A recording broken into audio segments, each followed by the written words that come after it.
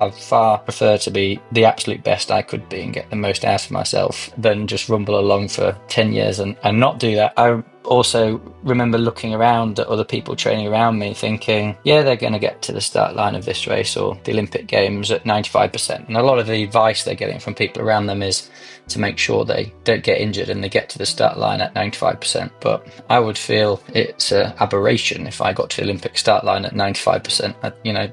That's not what I'm here to do. I'm here to get there at 99.9%. And of course, if I go to 101%, that's part of that parcel.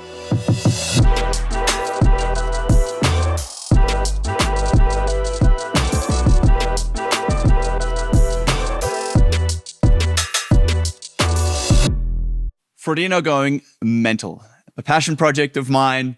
And where else would I start but where it all started for me?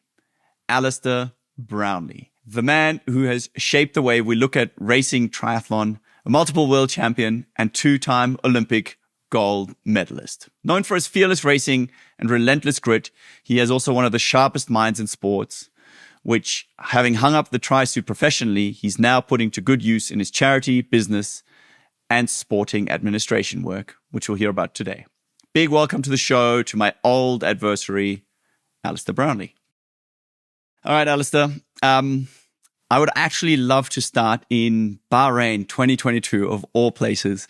And I think it's probably the first time you and I went for a casual bike ride together somewhere through the desert.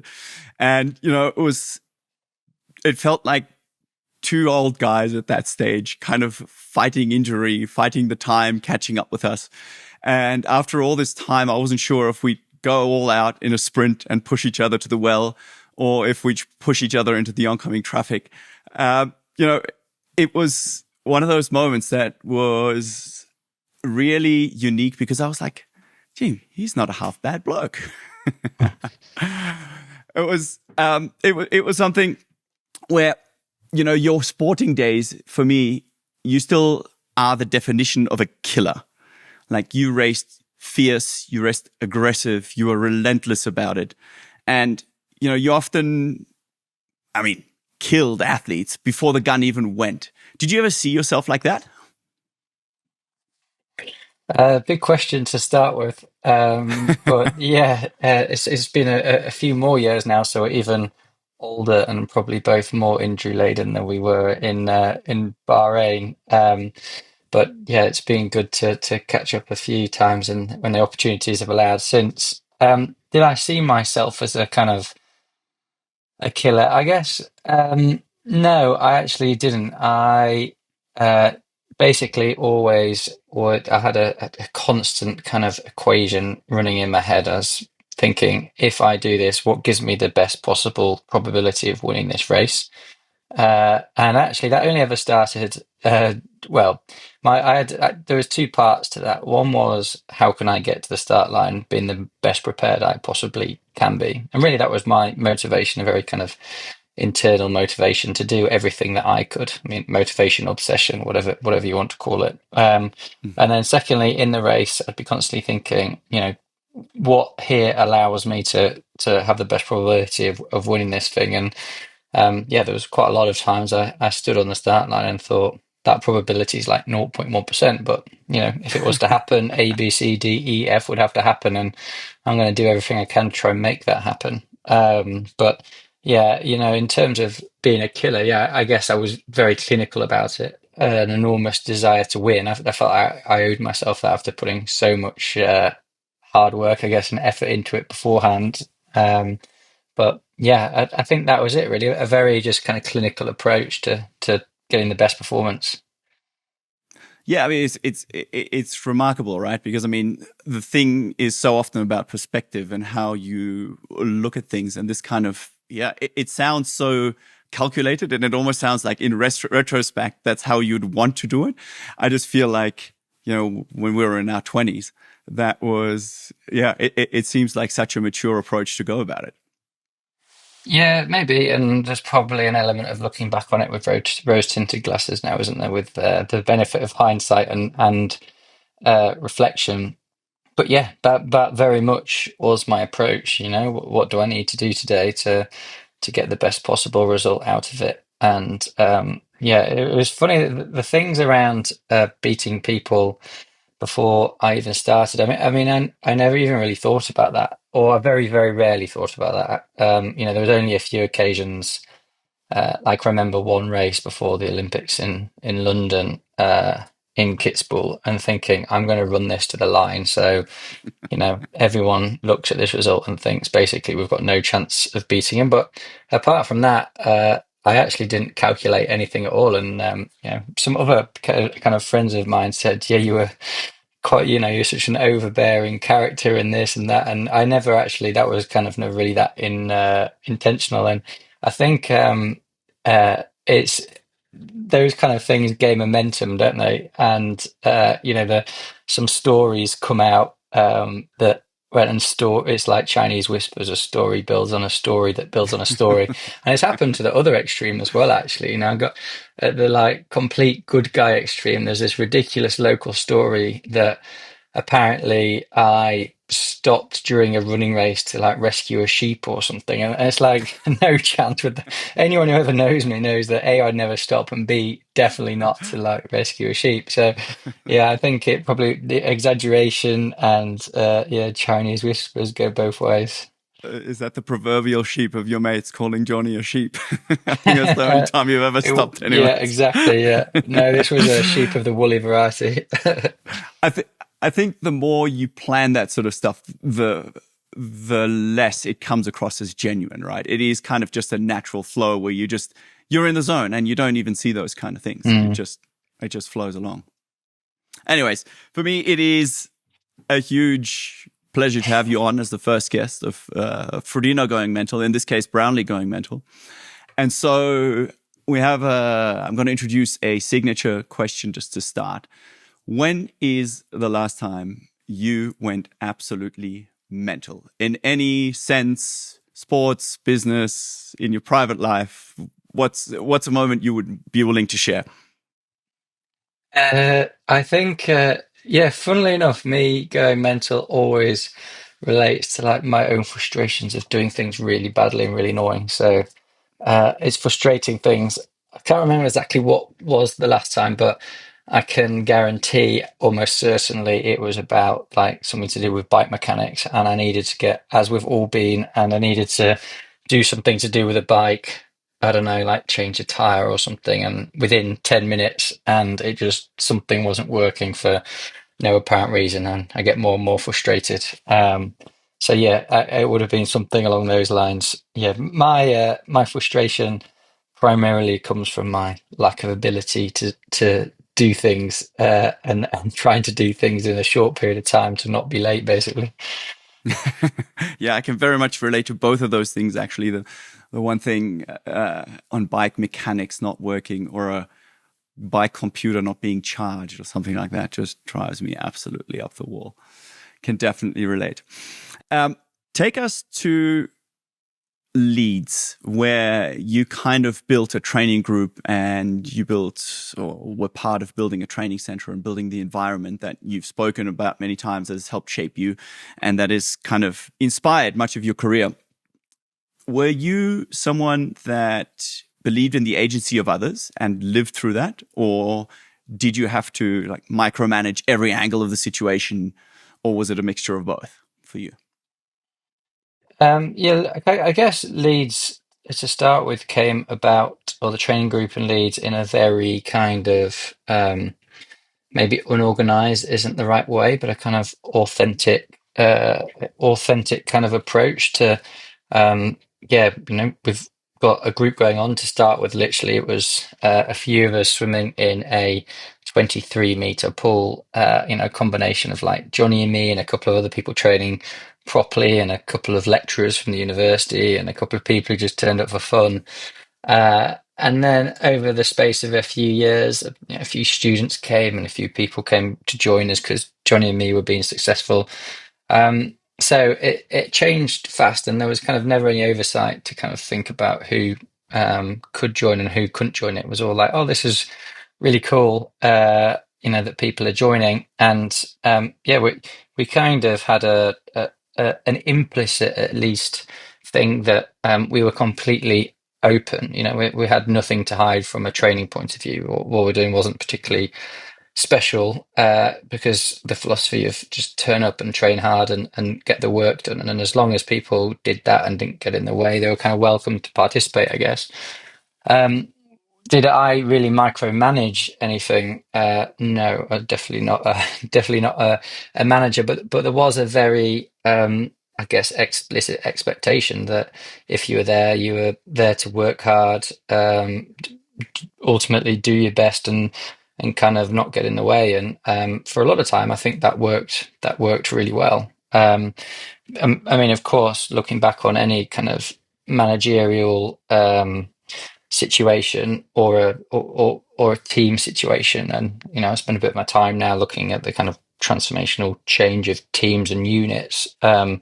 You We could have done things a lot better, right? There could have been a better approach to gating the people who are right or not, or although you never know that at the start. Working out actually kind of what we're about, and maybe tailoring things a bit more. But I think, I mean, still you can go back and say that, but um, a fair point to be made that for some years there, it was, if not ever, the most successful kind of training environment maybe there's ever been in triathlon for the athletes that it ultimately produced over those years. So yeah, I don't know, maybe you shouldn't change too much.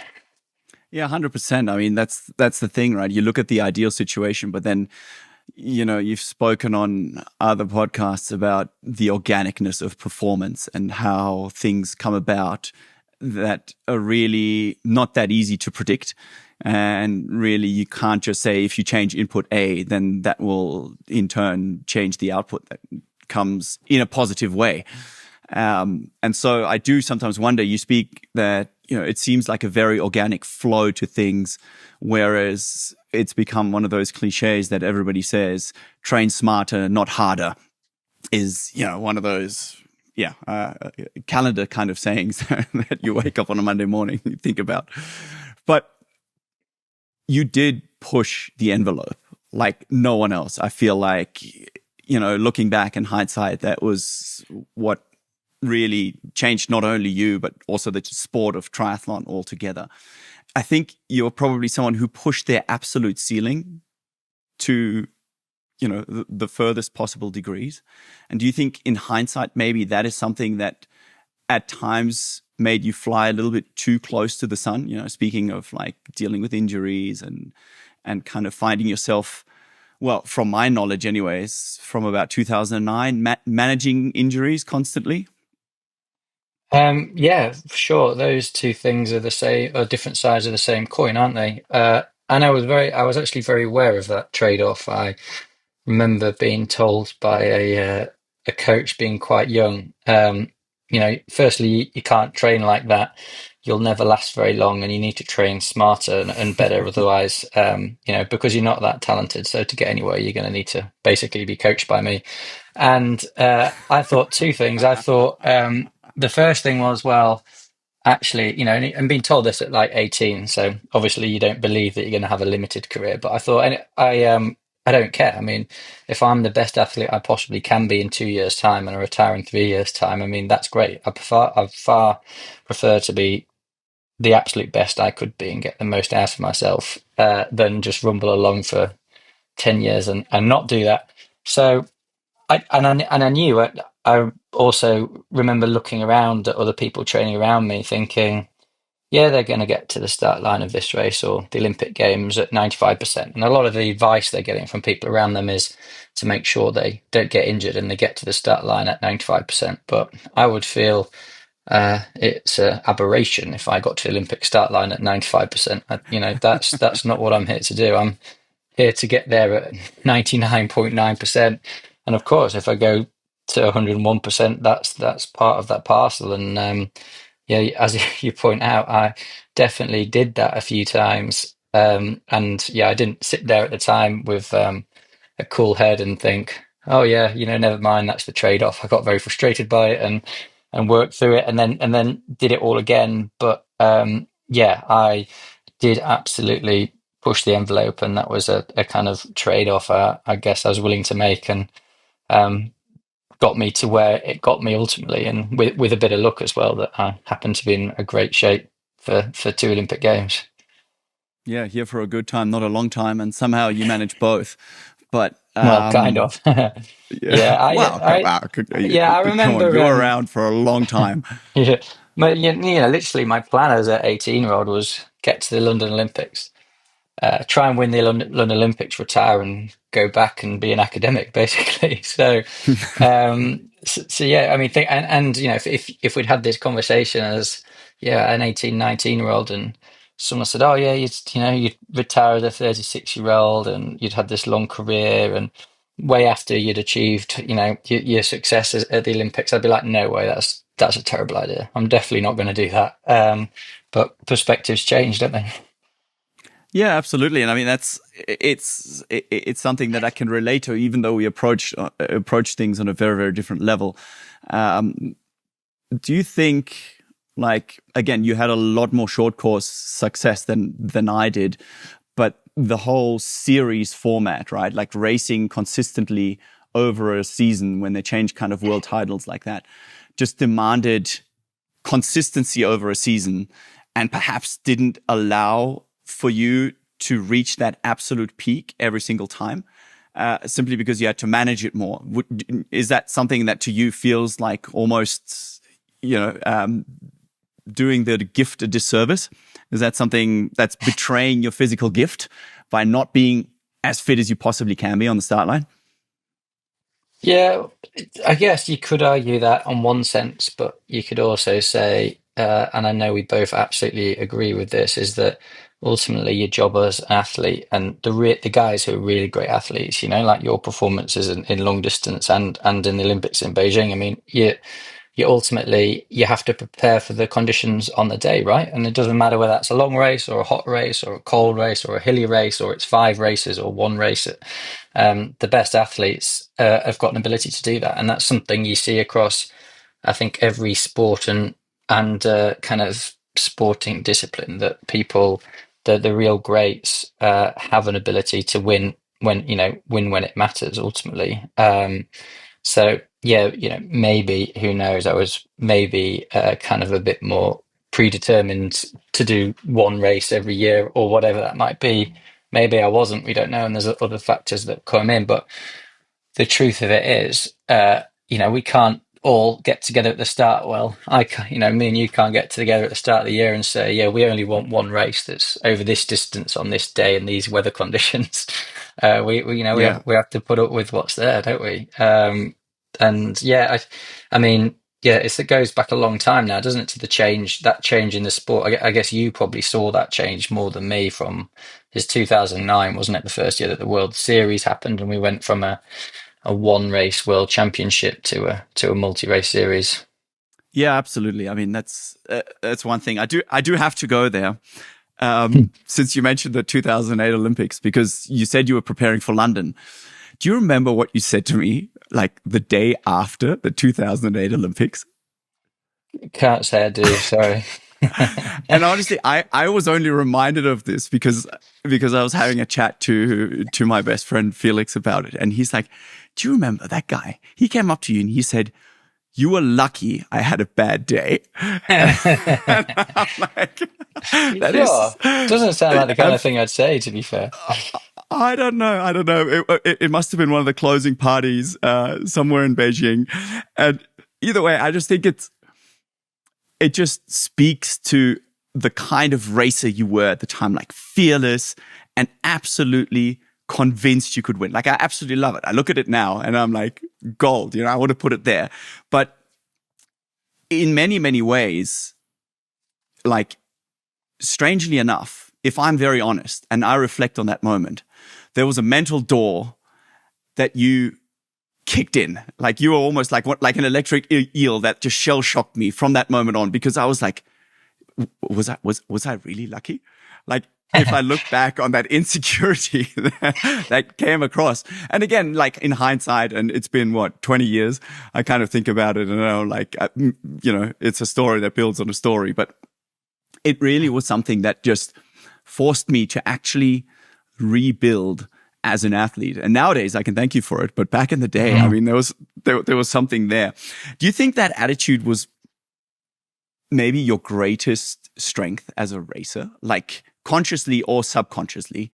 Um, yeah, no, I think it was probably a strength, just a kind of optimism of approach to things, but probably not the greatest strength. I mean, I actually, I actually think that kind of, and this might be just from my perspective, and you might feel very differently about it, but I think that kind of confidence about winning plays a much smaller part to the kind of the performance picture than we actually think. I think we talk about it a lot because it's something that isn't tangible, or Hmm. objective, so we can't quantify it, and we can try and quantify it, and like anything that is subjective like that, you can wait and talk about and actually never really measure. So you tend to over analyze and overweight it. But yeah, I mean, when I reflect on times where I was racing well and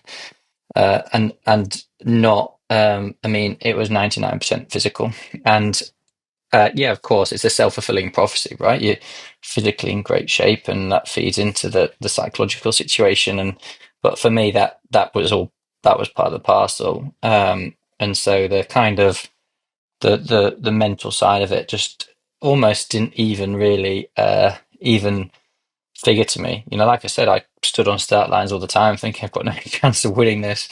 And so people, to lots of people that would be kind of an underconfidence, um, and it didn't even, I very, very rarely even thought about individual other people, I think. I mean, of course, a long time I was kind of racing you a lot, or racing Javier Gomez, but actually all that was kind of irrelevant. It's like I was on the start line at 100% or I wasn't. And if I wasn't, I was just going to have to find a way to kind of get through that day. And the battle for me was just kind of personally to be on that, to be there the best I possibly could be.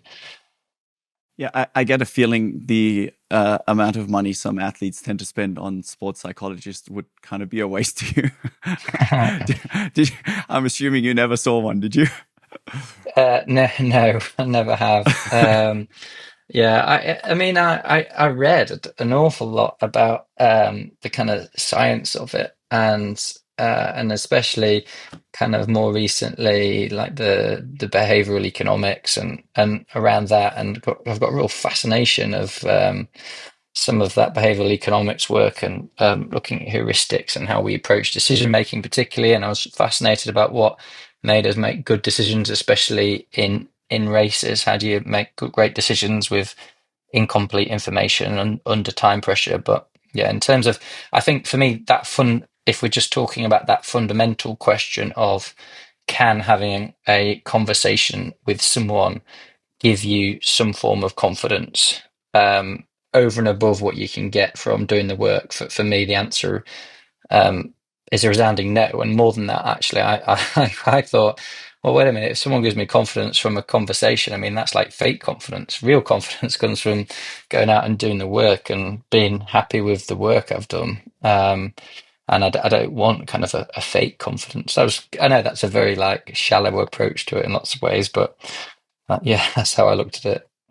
I'd probably argue that's the difference between self-confidence and self-belief, right? You created a true self-belief rather than a self-confidence.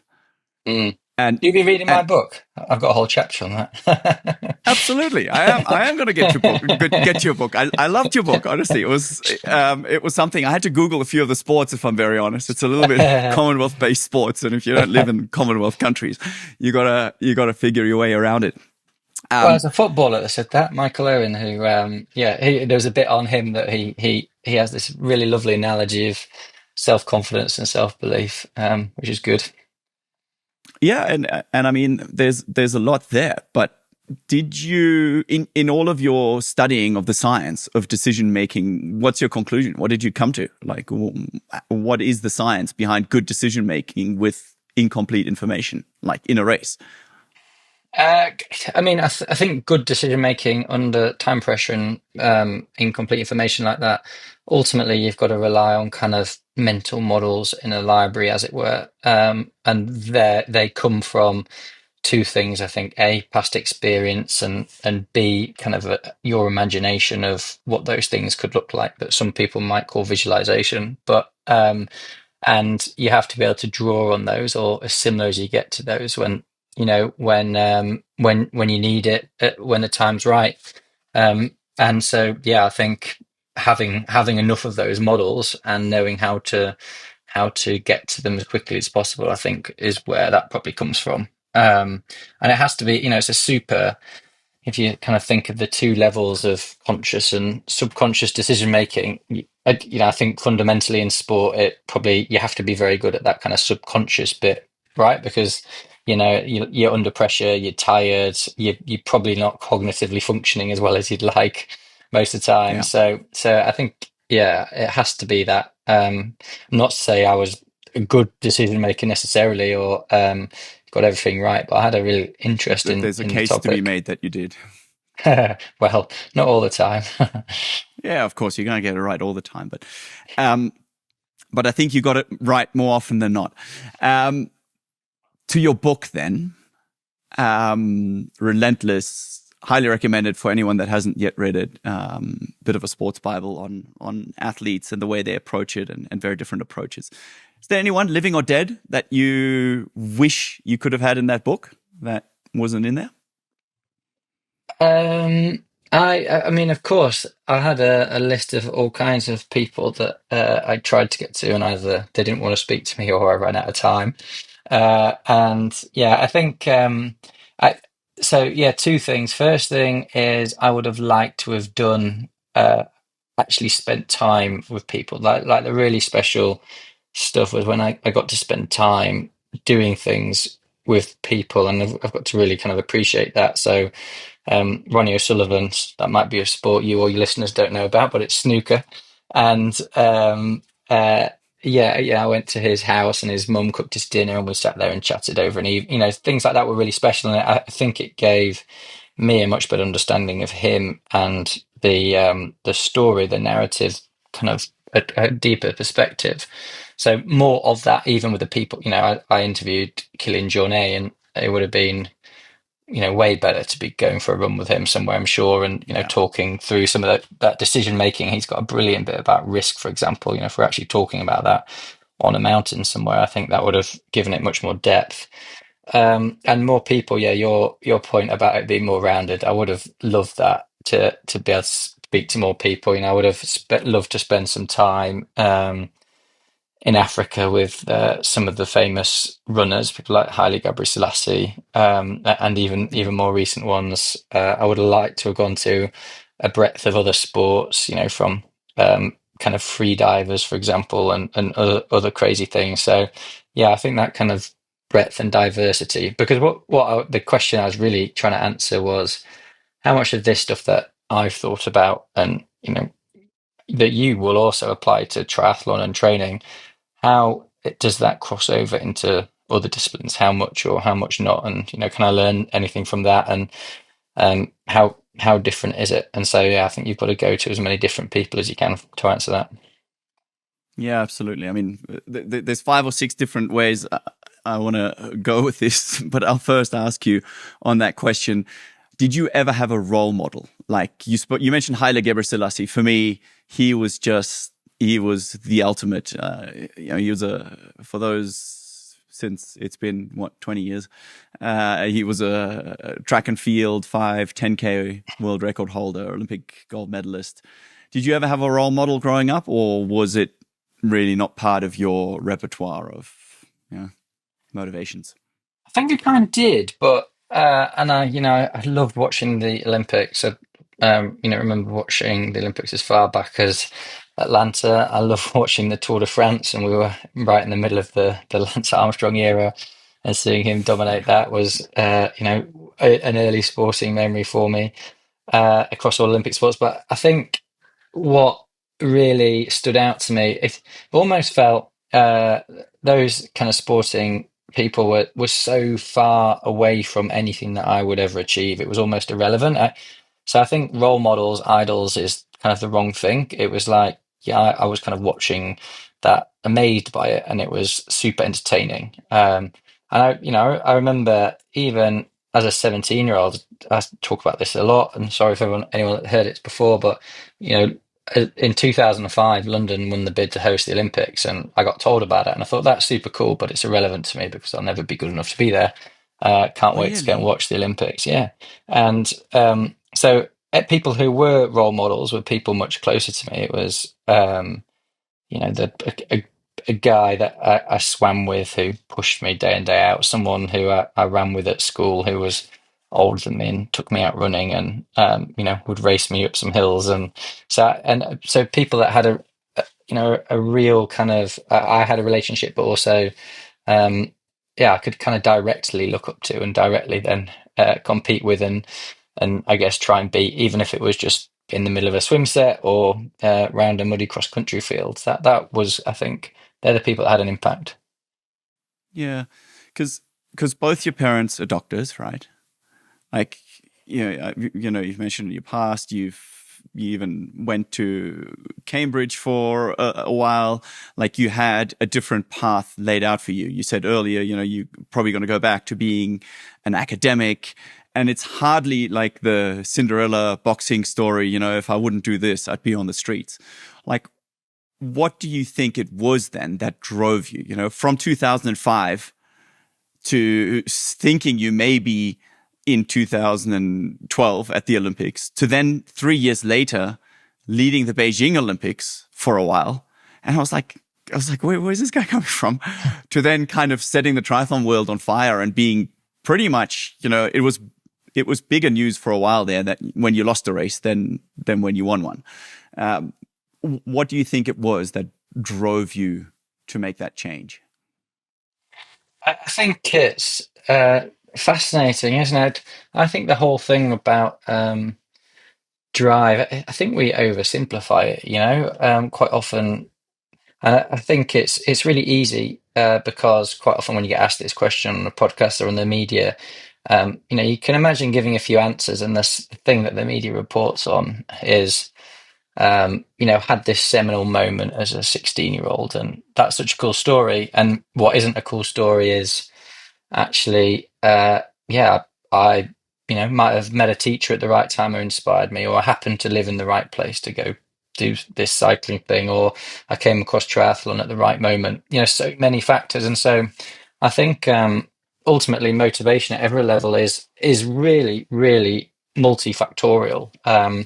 And even in the space of a single session, you can be motivated by a bunch of factors. You can stand on the side of you to get to the pool, even you can be motivated by whatever, like the social factor, and then you stand on the side of the pool, and then to dive in, which is the worst bit of all our days, you might be motivated by, I don't know, the breakfast you're going to have afterwards, and then during the middle of a set you might be motivated by competition, racing the person next to you, and then a little bit later you might be motivated by that event that's coming up, and that's the really kind of deep drive, and so it's like the really interesting kind of interrelated sphere of all those factors that drive you on. But we go to like the big flashy one and talk about it a lot, I think, or that's kind of my experience of it. But in truth, I was motivated by different things at different times on different days for different reasons. Most of it, was, I guess, an intrinsic love of or obsession, kind of the combination of the two of so what I wanted to do and push myself as hard as I could.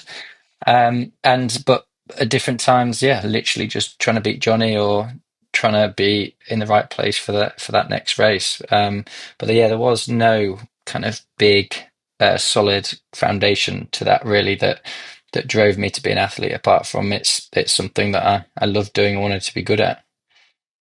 Yeah, I would disagree, because I think it is actually interesting. And I do think it's, maybe it doesn't sound sexy, and maybe it's not the one moment where you're like, oh my God, this is the American story that changed my life. But it's what actually makes it relatable, right? Because I mean, in the end, it's just a performance that's stacked on days and years that kind of comes together, rather than something external that comes to you, and that's why I think it's really fascinating. Did you not find that though? I think, and my perspective changed. I think if you'd asked me this question 15 years ago, I would have said, no, you have to be, to do all that work, it has to be, a solid, genuine, intrinsic motivator. But actually, I changed. People did have extrinsic, really kind of extrinsic motivators, but I was amazed that people who were just motivated by things that we would say were shallow and extrinsic, success, money, fame, actually found incredible power in those too. And it probably motivates us all at some point. I just think it's such an interesting question and speaks to how different we are as well. Well, I mean, if you're trying to race over 2 decades, like you have to change things up at some stage as well. I think you can't maintain that same kind of drive. And for me, definitely, like when I started, I came from humble beginnings, and what I was looking for was a fancy car in the beginning, just to kind of change my stars financially, and then eventually, kind of came to a realization that that's it's very fleeting, and it's something that ever was. Mm. Did you ever reach satisfaction during your Um, career? yes, that's a good question because I think that's really the definition of all we really need to do every day. But I mean, the answer is yeah. But I actually think satisfaction came to be most in the middle of um, just ordinary training. Strangely enough, I had immense satisfaction from going to bed every night. And this is how I looked at it: is like, have I gone to bed tonight knowing that I've done all I can today to make myself the best athlete I can be, and then I can kind of go to bed happy and have a good night's sleep and get up and do it all over again. And I think being a professional athlete is super hard. You're training really hard. You're tired all the time. You're always dealing with potential injuries and stresses like that.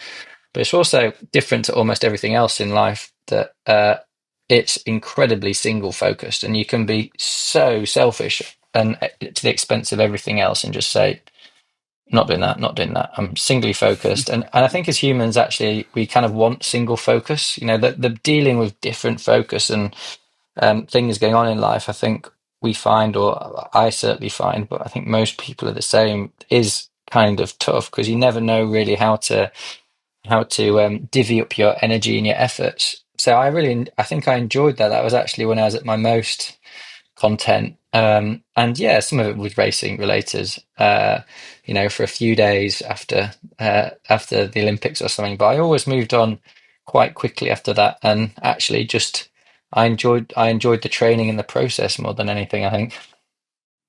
Yeah, I think that is something I wish I'd realized earlier, because Mm, when we got, like, 2008 was sort of the beginning of your career on the Olympic side, and for me it was like the pinnacle. Like, I'd reached my dream and didn't realize, because I was so externally focused, that if you have an external goal, it's very finite. Like, you kind of crush that dream by achieving it.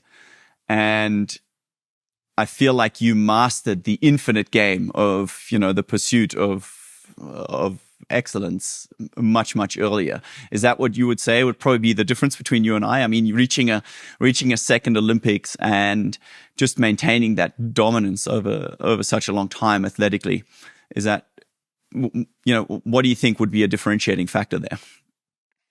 yeah, I don't know. I think if you fast forward a little bit as an athlete, I mean, it's the very lucky athlete, and I don't think it's actually possible to stop and sit there and think, yeah, I've done everything right, I've achieved everything I possibly wanted to, and I'm happy with my lot, because that's a contradictory statement. If you're very good at stuff, you Yeah. always want to achieve more, and Yeah. you're never going to achieve everything you wanted to achieve. So there has to be some level of kind of squaring off that, or squaring off that circle.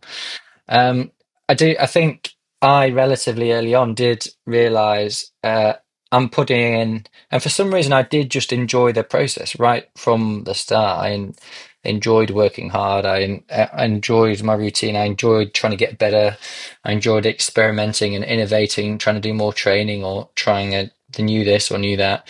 But I did realize at some point, I don't entirely know when, stood on a podium somewhere, just thinking, yeah, all that work I put into this moment, this 3 minutes stood on the podium is definitely not worth it. And there has to be more to it than this. And so kind of that, and that was definitely part of it as well. But I think the majority of that enjoyment came before then of actually just enjoying the process. And I've got no idea why. I just did. Yeah. Did you see that interview that Scotty Scheffler gave, the golfer, Yeah, who yeah, was I did. kind of like, "Yeah, it's great," and then it's for a minute, and then it's like, "Okay, what's for dinner?" it was so relatable on some kind of level. Yeah, yeah, I yeah. mean, I think every sports person realizes that at some point, that minute of time is never going to be enough, is it? To literally the 1,000x of time and effort you put into it. yeah. So but in that sense, how do you then go about goal setting, right? Because goal setting kind of has to be, I'm assuming, tied to a sporting goal. Like you said, you want to be 2012 Olympics or Rio or however. Were you quite structured about that, or was that something that basically just came as part of the process? Did you write things out? How did you go about your goal setting? Um, yeah, it was quite structured. I guess if you looked going to the Olympic kind of era, I was, yeah, it's all about the next Olympic Games. So you sit down in 2011 or something. Um, right, that's next year's goal. How do I get to that? What races do I want to do this year? Does that look at qualifying? I don't know, or this year the secondary goal might be to try and win a world title in these races, and that will mean that I qualify and do this. So yeah, it was quite structured in that sense. I guess the overarching goal was I ultimately just wanted to try and win the biggest races that I could, because that for me was like a proxy to me being the best I could. You know, I could go and be the best I could and win a park run, and that doesn't really work. To be the best I could, I had to race the best and try and at least shoot for the stars, for that motivation when I needed it. So that was important. But yeah, it's structured. But I think, like, we almost all know in sport, you can write down and set those goals, and then um, they a plan. The plan never goes to plan, does it? Yeah, I mean, that's probably helpful now because now that you don't have medals and podiums of the world to kind of aim for, how do you transition? Like, how do you go about your goal setting now? I mean, you're part of the IOC Athletes Commission, you're an entrepreneur, you've got your charity. I mean, there's a lot on your plate. How do you go about it nowadays? Taking it easy on myself. I don't really set goals anymore. I just, Oh, really? I just like go. Well, at the moment, it is funny actually. Like to kind of not answer the question, but also answer it in a different way.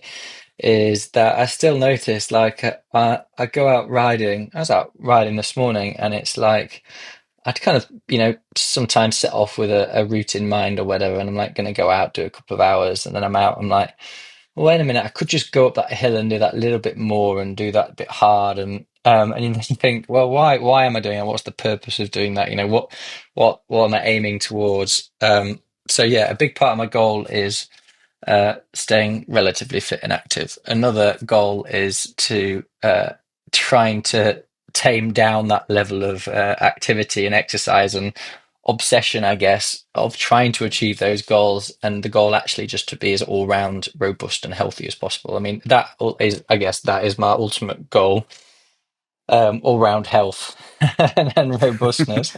And then, yeah, I have I guess a bunch of things outside of that in the rest of my life that keep me interested outside of that. And I think I do have a overarching goal of building another career actually outside of sport in something that interests me and inspires me in a similar, I don't think it's ever going to be quite as much as extreme as that, but yeah, I do want to build a career outside of sport as well. I'm not, well, 100% sure what that looks like yet, but I see myself in a period of kind of really cool experimentation opportunities. I try to learn about it. Yeah, allowing yourself to be curious, right, is Mm. probably the one thing that a regimented schedule over a couple of decades of training doesn't give that much time for.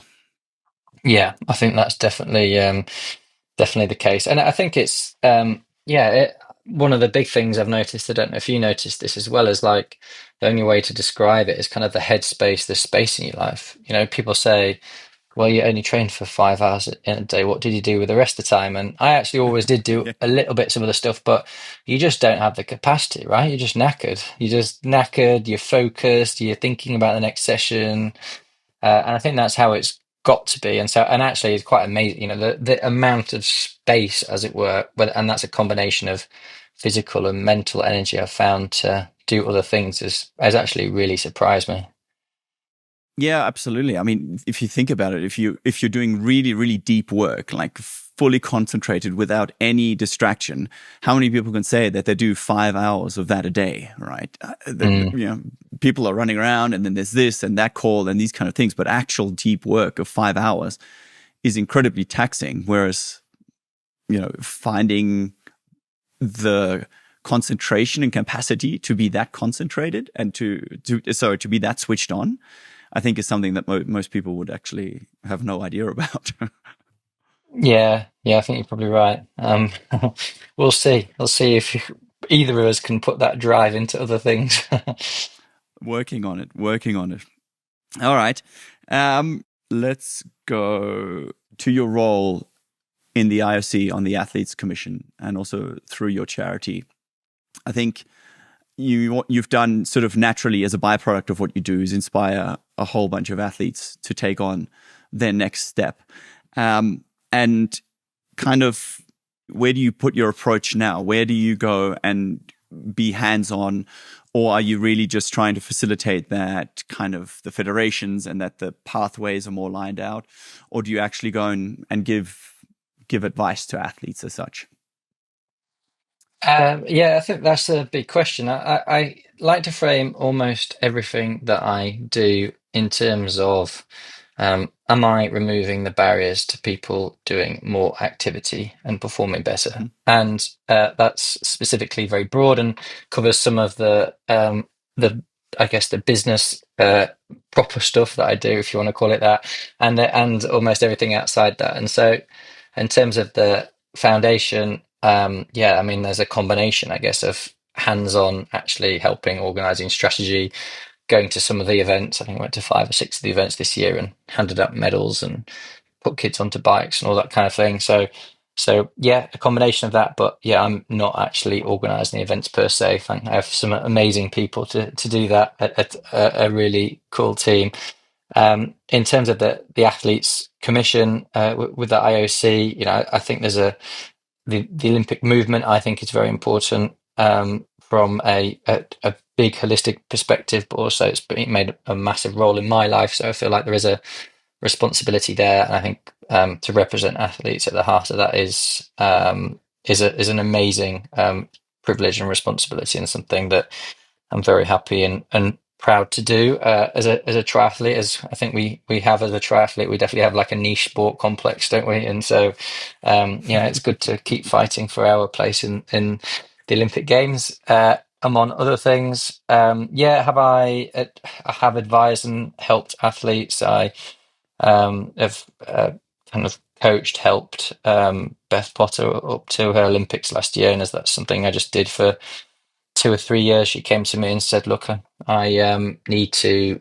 I'm kind of on the edge of not far off winning races, and she was kind of doing all right at World Cups. How do I get a medal at the Olympic Games?" And I said, "Over 3 years, you kind of need to do A, B, or C." And she actually, to her credit, that is an incredibly disciplined and hardworking athlete, which was just amazing to see. She did it and delivered, which was cool, and I enjoyed being part of that. But that's something I just did purely for the love of it to help her out. I guess at the moment, yeah, I'm actually not too involved in the sport per se. Obviously got loads of friends, talk to people. I go out training with some of the guys a little bit, although nowhere near as much as I used to, obviously. Although I can still live Johnny a kicking, and that's all that really matters in life. So, so yeah, I have a feeling that's never going to stop. yeah, Poor guy. yeah, yeah. We were racing the national gravel champs last weekend, and we'd both got dropped from the front group, and basically for 2 hours I was so miserable. And then I just sensed that he was starting to struggle, and all of a sudden I perked right up. It was so funny. I was like, I went from just trying to get around this thing to thinking, how am I going to beat him? But so that will never leave me, I'm sure. But yeah, it's so yeah, a little bit of competition and staying fit is important too. Yeah, calling on that mental library to make good instinctive decisions, right? Yeah. Poor Johnny has to bear a lifetime of the brunt of this. Yeah, it really does kind of beg the question where I often think, like, is this something that you can train? You know, the kind of champion gene, is it something that you can train? Is it something that you can work on? You know, I've heard you speak about talent that's required to get to the top, in terms of like genetic luck of the lottery to some kind of degree. Yeah, as well as a mental toughness. Do you think there's a lot of luck there, or how much can you influence it, would you say? I think we can all influence everything. Nothing is preordained at a certain level. I think we all have a ceiling at all of our kind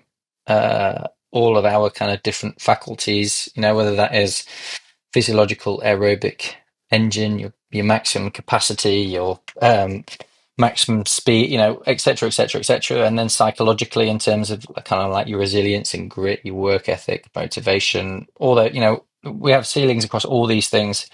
Um, the truth is, which are predetermined genetically to some extent. You know, the very coarse, obvious example is that you or I was never going to win an Olympic gold medal at 100 meters, right? With all the training and science in the world, it was just never going to happen. And No.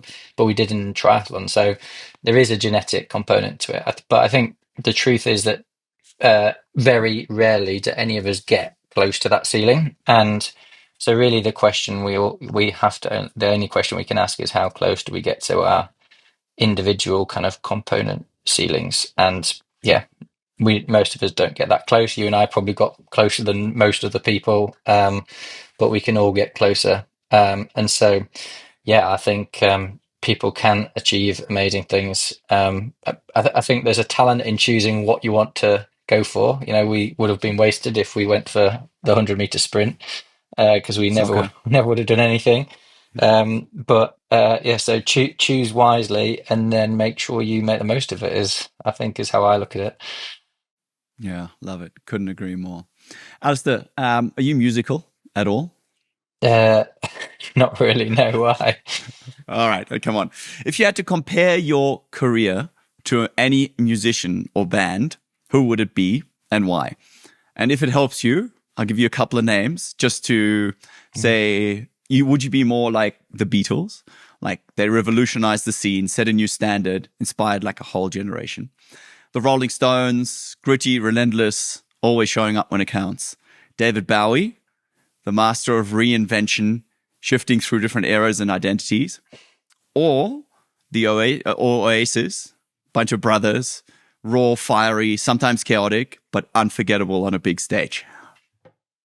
Well, this I feel like this is a very forced analogy, but I do quite like it to be fair.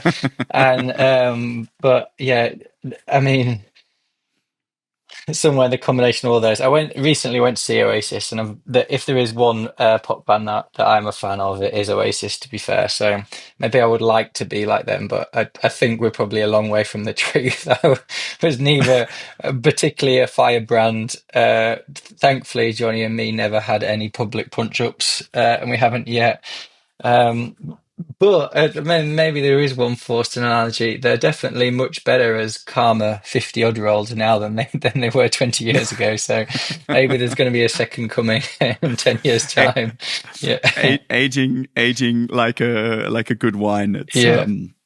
yeah, I just think kind of fits with the kind of whole fearless racing and And also, yeah, the passion you brought to it. All right, closing question. Looking back, which moment, if you can think of one, of going mental defined you the most and the one that would carry you today? Is there anything that comes to mind? In terms of what, as like a positive or a negative or something that was a kind of turning point, or what's the Well, context? I mean, that's the whole thing, right? I mean, going mental can mean many things. Can be kind Mm. of going absolutely stir crazy, but it can also just be something, a moment that made you reflect on realizing like how precious your time is as an athlete and that you've got few days left and that you want to make every one of them count, which I feel is one of, the underlying spirits of your career. Is there one that stands out to you where you're like, yep, this is my moment that you would say mentally Yeah. changed you or changed your path? Maybe it didn't change my path, but the most significant was that I was running into the maybe 2 kilometers from the end in Rio, in the Olympics in Rio. I was running along, knowing that I'd won the race, and I was like, "Can you remember?" Because I always thought back of going, a conversation about standing on the podium. Can you remember running down the last few hundred meters of the Olympics in London? How many of those last few hundred meters or minutes of a race can you remember? I don't know. I was like, I can't. I can remember like little flashes of seeing someone on the side of the course. Like, yeah, but this is probably going to be some of the real greatest moments. So I actually had the presence of mind to think this is probably never going to happen again. You don't remember it from last time. You should remember this and take it in. And yeah, I think that was a really important moment because yeah, it wasn't worth all the training, heartache, and everything that went into it, but it did actually go quite a long way. Alistair, thanks a lot. Thanks for your time. Thanks for 2 decades of rivalry, and I look forward to hopefully over the next 2 decades sharing the odd adventure out on a bike or wherever it may be. Really appreciate you taking the time, mate. Looking forward to it. Thanks a lot. Thanks for having me.